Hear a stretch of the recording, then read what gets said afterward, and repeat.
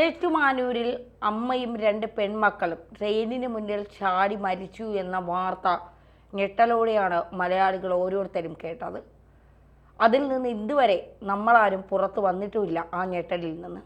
സത്യത്തിൽ 11ഉം 10ഉം വയസ്സായ 2 പെൺകുഞ്ഞുങ്ങൾ, കാണാൻ തന്നെ സുന്ദരികളായ മക്കൾ, നിഷ്കളങ്കമായ മുഖം, അവരെയും കൊണ്ട് എന്ത് വേദന അനുഭവിച്ചിട്ടായിരിക്കും നൊന്ത് പ്രസവിച്ച ആ മക്കളെയും കൊണ്ട് ആ അമ്മ ട്രെയിനിന് മുന്നിൽ ചാടി മരിച്ചത്. ഇന്നലെ ശവസംസ്കാര ചടങ്ങുകൾ നടക്കുമ്പോൾ ഒരു മകൻ, 3 മക്കളാണ്, ഒരു ആൺകുട്ടിയും 2 പെൺമക്കളും. ആ മകനെ അവർ കൂട്ടിയില്ല മരണത്തിലേക്ക് പോകുമ്പോൾ. ആ മകൻ അമ്മേ അമ്മേ എന്ന് വിളിച്ച് നിലവിളിച്ചുകൊണ്ട് അവരുടെ ആ ചേതനയേറ്റ് കിടക്കുന്ന ശരീരത്തിന് മുന്നിൽ തല തല്ലിക്കിടന്ന് കരയുന്ന കാഴ്ച സത്യത്തിൽ ആർക്കും കണ്ടു നിൽക്കാൻ കഴിയുന്ന ഒന്നല്ല എന്നുള്ളതാണ്. ആരാണ് ഷൈനി? ഷൈനിക്ക് എന്താണ് സംഭവിച്ചത്? തുടക്കത്തിൽ നമ്മൾ ഈ വാർത്ത, ട്രെയിന് തട്ടി മരിച്ചു എന്നുള്ള വാർത്ത ആത്മഹത്യയാണ് എന്ന് നമുക്ക് മനസ്സിലാകും. പക്ഷെ അതിൻ്റെ പിന്നിൽ എന്താകും കാരണം എന്ന് അന്വേഷിച്ച് പോകുമ്പോഴാണ് വലിയ പീഡനങ്ങളുടെ, ശാരീരികമായും മാനസികമായുമുള്ള പീഡനങ്ങളുടെ കഥകൾ ഞെട്ടലോടെ മലയാളി അറിയുന്നത്. ഷൈനി ആ വീട്ടിൽ അനുഭവിച്ച വേദനകൾ, മാനസികമായ പീഡനങ്ങൾ, ആരും ഒപ്പമില്ലാതെ ഒറ്റയ്ക്ക് ഇതൊക്കെ അനുഭവിക്കേണ്ടി വന്ന ഒരു സ്ത്രീയുടെ വേദനകൾ ഒക്കെയാണ്. നോബി ലൂക്കോസ് എന്ന് പറയുന്ന കൊടും ക്രിമിനലായ ഭർത്താവ് മദ്യപിച്ച് ഭാര്യയെ നിരന്തരം ഉപദ്രവിക്കും, അടിക്കും, ശാരീരികമായി ഉപദ്രവിക്കും. ഇതൊക്കെ കണ്ട് ഭയന്ന് പെൺകുട്ടികൾ അല്ലെങ്കിൽ മക്കൾ വീട്ടിൽ കിടന്ന് നിലവിളിക്കുന്ന സൗണ്ടാണ് അയൽക്കാർ കേട്ടുകൊണ്ടിരിക്കുന്നത്. മാത്രമല്ല, നമ്മളൊക്കെ ഈ കന്യാസ്ത്രീമാരെ പറയും മാലാഖമാരാണെന്ന് പറയും. അതുപോലെ തന്നെയാണ് ഈ അച്ഛന്മാരെയൊക്കെ നമുക്ക് ഭയങ്കര ബഹുമാനമാണ്. കാരണം യേശുവുമായി ഏറ്റവും അടുത്ത് ഇടപഴകുന്നവരാണ് ഈ അച്ഛന്മാരെന്നാണ് പറയുന്നത്. പക്ഷെ പല അച്ഛന്മാരുടെയും വെറും ദുഷ്ട മനസ്സാണ് എന്നുള്ളത് ഷൈനിയുടെ മരണത്തോടെ നമുക്ക് മനസ്സിലാക്കാൻ സാധിക്കുന്നത് അങ്ങനെയാണ്. കത്തോലിക്ക സഭയിലുള്ള ഈ നോബിയുടെ സഹോദരനായ ഒരു പാതിരിക്ക്, അയാൾ ഓസ്ട്രേലിയയിലാണ് പാതിരിയായി വർക്ക് ചെയ്യുന്നത്, ആ പാതിരിക്ക് ഈ മരണത്തിൽ പങ്കുണ്ട് എന്നുള്ളതാണ്. ഓസ്ട്രേലിയയിലെ പള്ളിയിലേക്ക് ഒരുപാട് മെസ്സേജുകൾ ഇയാൾക്കെതിരെ വരുന്നുണ്ട് എന്നുള്ള വിവരങ്ങളാണ് പുറത്തു വരുന്നത്. അതായത് ഭർത്ത് വീട്ടിൽ വച്ച് ഷൈനി അനുഭവിക്കേണ്ടി വന്ന ക്രൂരതയ്ക്ക് ഉത്തരവാദികളിൽ ഒരാൾ നോബിയുടെ സഹോദരനായ വൈദികനായിരുന്നു. തുടക്കത്തിൽ വന്ന വാർത്തകൾ ഈ അടിസ്ഥാനത്തിലായിരുന്നു. ഇപ്പോൾ ഓസ്ട്രേലിയയിൽ വൈദിക വൃത്തി ചെയ്യുന്ന ഫാദർ ബോബി ചിറയിലാണ് ഈ വിവാദ വ്യക്തിത്വം. ഏതാനും ദിവസങ്ങളായി ഈ വൈദികനെ ചുറ്റിപ്പറ്റി ആരോപണങ്ങൾ ഉയർന്നിരുന്നു. ഇപ്പോൾ അദ്ദേഹത്തിനെതിരെ പരാതി പ്രവാഹമാണ് പുറത്തു വരുന്നത്. 3 പേരുടെ മരണത്തിലേക്ക് നയിച്ച സംഭവങ്ങളിൽ വൈദികന് പങ്കുണ്ടെന്ന് ആരോപിച്ച് ഓസ്ട്രേലിയയിലെ ഇടവകയിലേക്ക് ഇമെയിലുകൾ പ്രവഹിക്കുകയാണ്. ഓസ്ട്രേലിയയിലെ ബ്രോക്കൺ ബേ എന്ന ഇടവകയിലെ വികാരിയാണ് ഫാദർ ബോബി. ഭർത്തൃ വീട്ടിൽ നിന്ന് ഷൈനി നേരിട്ട പീഡനങ്ങളുടെ പ്രധാന വില്ലൻ ഇയാളാണ്. ഭർത്താവ് ഷിപ്പിലെ ജീവനക്കാരനായിരുന്നു, അമിത മദ്യപാനിയും. ഷൈനിയെ ഉപദ്രവിക്കുന്നതടക്കം പതിവായിരുന്നു. അത് തടയാൻ ശ്രമിക്കാതെ ഷൈനിയുടെ ഭാഗത്ത് കുറ്റങ്ങൾ കണ്ടെത്തുകയായിരുന്നു ഈ ഫാദർ ബോബി എന്നാണ് അയൽക്കാർ അടക്കം പറയുന്നത്.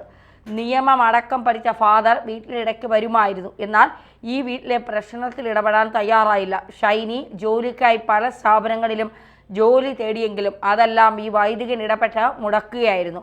നിരന്തരം പ്രശ്നക്കാരിയാണെന്ന് ആരോപിച്ചുകൊണ്ടാണ് വൈദികൻ ജോലി മുടക്കിയത്. ഇത് നിരന്തരം ആവർത്തിച്ചിരുന്നു എന്നാണ് നാട്ടുകാർ പറയുന്നത്. ഉപകാരം ചെയ്തില്ലെങ്കിലോ ഉപദ്രവിക്കാതിരുന്നാൽ മതിയെന്ന് നാട്ടുകാർ പറയുന്നു. ഇത് നീതിയല്ല എന്ന് പലരും ആരോപിക്കുന്നുമുണ്ട്. എന്തായാലും വൈദികനെതിരെ അത്തരത്തിൽ ഒരു അമ്മയെയും മക്കളെയും ഇല്ലാതാക്കാൻ ഇയാളുടെ കൂടി എന്താ പറയുക സമ്മർദ്ദമുണ്ടായിരുന്നു എങ്കിൽ ഷൈനിയുടെ മക്കളുടെ മരണത്തിന് പിന്നിൽ ഇയാളുടെ കൂടി മാനസിക, ഈ ബോബി എന്ന് പറയുന്ന പാതിരിയുടെ മാനസിക സമ്മർദ്ദങ്ങൾ ഉണ്ടായിരുന്നുവെങ്കിൽ, ഒരു സ്ത്രീയെ സ്വന്തമായി ജോലി ചെയ്തു പോലും ജീവിക്കാൻ അനുവദിക്കാതെ ഈ പാതിരി അതിന് പിന്നിൽ കളിച്ചുവെങ്കിൽ, നിയമം പഠിച്ച പാതിരിയാണ്, സ്വന്തം സഹോദരൻ മദ്യപിച്ചു കൊണ്ടുവന്ന് ഭാര്യയെ അമിതമായി ഉപദ്രവിക്കുന്നതും വളരെ മൃഗീയമായി ഉപദ്രവിക്കുന്നത് കണ്ടിട്ട് പോലും ഇയാൾ നോക്കിക്കൊണ്ട് നിന്നുവെങ്കിൽ ഇയാൾ എന്ത് പാതിരിയാണ്? ഈ പാതിരിമാർക്ക് തന്നെ ഇയാൾ അപമാനമാണ്. ഇയാളുടെ ലോകം ഊരി വച്ച് ഇയാളെ നിയമത്തിന് മുന്നിൽ കൊണ്ടുവന്ന് കുരിശിലേറ്റണമെന്നാണ് പറയുന്നത്. യേശു കുരിശിലേറിയത് നീചന്മാരുടെ കൈകളാൽ കൂടെ നിന്നവർ ഒറ്റിക്കൊടുത്തത് കൊണ്ടാണ്. ഇവിടെ സ്വന്തം സഹോദരിയായി കാണേണ്ട അനിയൻ്റെ ഭാര്യയെ ഇയാൾ അനിയൻ ഉപദ്രവിക്കുന്നത് നിരന്തരം കണ്ടു നിന്ന് അതിന് കൂട്ടുനിന്ന് അതിന് ഇയാൾ ഒത്താശ ചെയ്തു കൊടുത്തിട്ടുണ്ടെങ്കിൽ തീർച്ചയായിട്ടും ഇയാൾക്കെതിരെ കൃത്യമായ നടപടി സ്വീകരിക്കാൻ പള്ളി ഇടവകക്കാരും അവിടുത്തെ പോലീസും നിയമ നടപടികളുമൊക്കെ രംഗത്തിറങ്ങണം. കാരണം 10-11 വയസ്സായ അലീന, ഇവാന എന്ന് പറയുന്ന 2 പെൺകുട്ടികൾ, ജീവിക്കാൻ ഒരുപാട് ആഗ്രഹിച്ച ഒരമ്മ, മക്കളെ വളർത്തി ജീവിക്കാൻ ഒരു തരത്തിലും അനുവദിക്കാതിരുന്നപ്പോഴാണ് അവർ ഭരിച്ചത്. മരണത്തെ ഷൈനി ഏറ്റുവാങ്ങിയത്. സംസ്കരിക്കുന്ന സമയത്ത് പോലും നാട്ടുകാരിൽ ഒരാൾ പോലും ഈ ഷൈനിയുടെ ഭർത്താവായിരുന്ന നോബി ലൂക്കോസിനെ ആ പരിസരത്ത് അടുപ്പിച്ചില്ല എന്ന് പറയുമ്പോൾ അയാൾ എത്രമാത്രം ക്രൂരനായിരുന്നു എന്നുള്ളത് നമുക്ക് മനസ്സിലാക്കാവുന്നതേ ഉള്ളൂ. എന്തായാലും ഈ ക്രൂരതകൾ, ഇത്തരം പാതിരിമാരുടെ ഇടപെടലുകൾ, ഇത് ഇടവകയിലെ മുതിർന്ന ആളുകൾ അല്ലെങ്കിൽ ഇടവകയിലെ അത്തരം കാര്യങ്ങൾ കൈകാര്യം ചെയ്യുന്ന അച്ഛന്മാരുണ്ടെങ്കിൽ അല്ലെങ്കിൽ ബിഷപ്പുമാരുണ്ടെങ്കിൽ അവരൊക്കെ ഇക്കാര്യത്തിൽ കൂടുതൽ നിലപാട് സ്വീകരിക്കണം, കൂടുതൽ നടപടികളിലേക്ക് കടക്കണം. ഇനി ഒരു സ്ത്രീക്കും ഇത്തരം ബുദ്ധിമുട്ടുകൾ ഉണ്ടാകാതിരിക്കാനുള്ള എല്ലാ നടപടികളും ഉണ്ടാകണം. കഴിഞ്ഞ കുറേ ദിവസങ്ങളായി നമ്മൾ കുറേ മരണങ്ങളാണ് കണ്ടുവരുന്നത്. അച്ഛന്മാരെ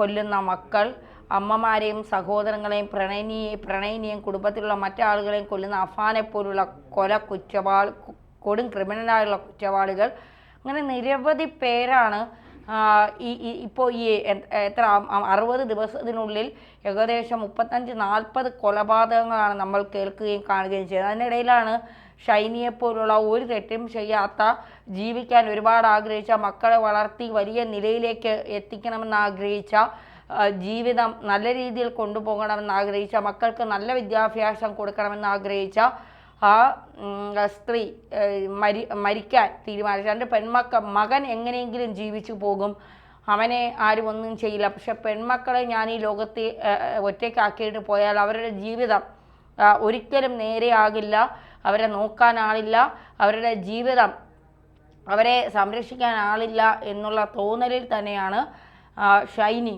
അവരെ കൂടി തൻ്റെ മരണത്തിലൊപ്പം കൂട്ടാൻ തീരുമാനിച്ചത് എന്നുള്ളതാണ്. എന്തായാലും ഇത്തരത്തിൽ ശാരീരികമായി ഭാര്യമാരെ ഉപദ്രവിക്കുന്ന, അതിന് നിൽക്കുന്ന ഒരുത്തനെയും വെറുതെ വിടരുത്. കർശനമായ നടപടികളാൽ ആ പാദ്രിയുടെ ലോകം ഊരി വെച്ചുകൊണ്ട് തന്നെ അയാളെ ക്രൂശിക്കണമെന്നാണ് പറയാനുള്ളത്.